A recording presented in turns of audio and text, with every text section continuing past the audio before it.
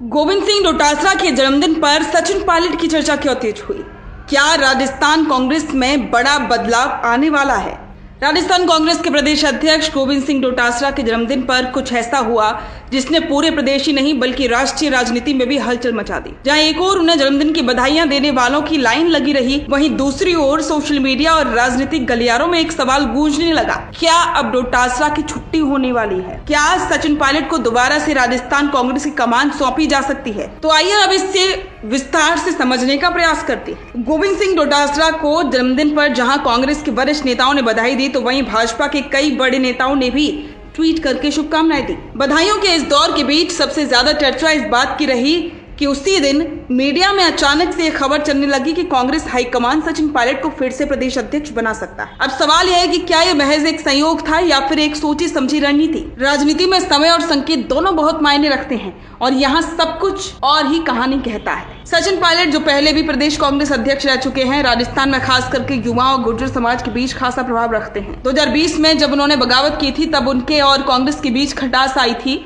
लेकिन पिछले कुछ महीनों में उनके दिल्ली दरबार से रिश्ते बेहतर हुए हैं। अब जब डोटासरा का कार्यकाल धीरे धीरे समाप्ति की ओर बढ़ रहा है और पार्टी को 2028 की रणनीति पर काम करना शुरू करना है, तो पार्टी किसी ऐसे नेता को कमान सौंप सकती है जो जनाधार वाला हो और उस कसौटी पर सचिन पायलट पूरी तरह से खरे उतरते हैं। कांग्रेस नेतृत्व तो खास करके मल्लिकार्जुन खड़गे, राहुल गांधी और प्रियंका गांधी राजस्थान की राजनीति को बारीकी से देख रहे हैं। 2023 के विधानसभा चुनाव में कांग्रेस की हार के बाद ये तय हो गया कि अब पार्टी को जमीनी स्तर पर नेतृत्व में बदलाव की जरूरत है। डोटासरा भले ही मेहनती और वफादार नेताओं में रहे हों, लेकिन पार्टी अब नई ऊर्जा और नए चेहरों की तलाश में है और यही वजह है कि सचिन पायलट की वापसी की चर्चा जोरों पर है। सबसे दिलचस्प बात ये रही कि भाजपा के नेताओं ने भी डोटासरा को जन्मदिन की शुभकामनाएं दी। क्या ये सिर्फ एक औपचारिकता थी या इसके पीछे की कोई संदेश छुपा था? कुछ राजनीतिक जानकार मानते हैं कि भाजपा भी इस पूरे घटनाक्रम पर पैनी नजर बनाए हुए है। उन्हें भी एहसास है कि अगर कांग्रेस ने सचिन पायलट को फिर से प्रदेश अध्यक्ष बना दिया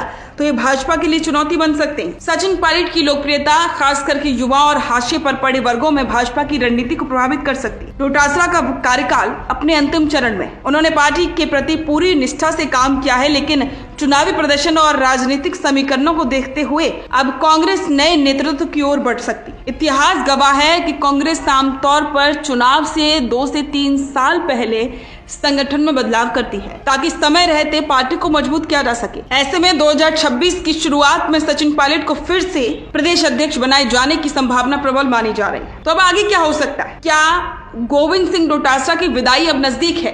संकेत तो यही बता रहे हैं। क्या सचिन पायलट एक बार फिर से प्रदेश कांग्रेस के नेता बन सकते हैं?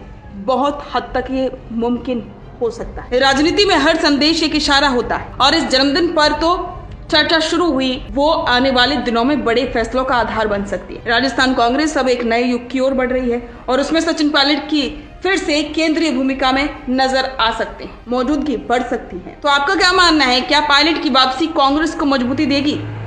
कमेंट बॉक्स में अपनी राय जरूर दें। बिजनेस अच्छा हो सकता है, लेकिन अगर नाम नहीं दिखा तो पहचान कैसे बनेगी? अब टेंशन छोड़िए, द फैक्ट इंडिया आपके बिजनेस को देगा वो पहचान जो पूरे राजस्थान में हर किसी तक पहुंचे। न्यूज चैनल पर विज्ञापन, पॉडकास्ट और प्रमोशन के जरिए आप सीधे 5 लाख सब्सक्राइबर और 10 करोड़ से ज्यादा व्यूज तक अपनी पहुंच बना सकते हैं। तो देर किस बात की, आज ही द फैक्ट इंडिया से जुड़िए और अपने बिजनेस को बनाइए हर घर का नाम।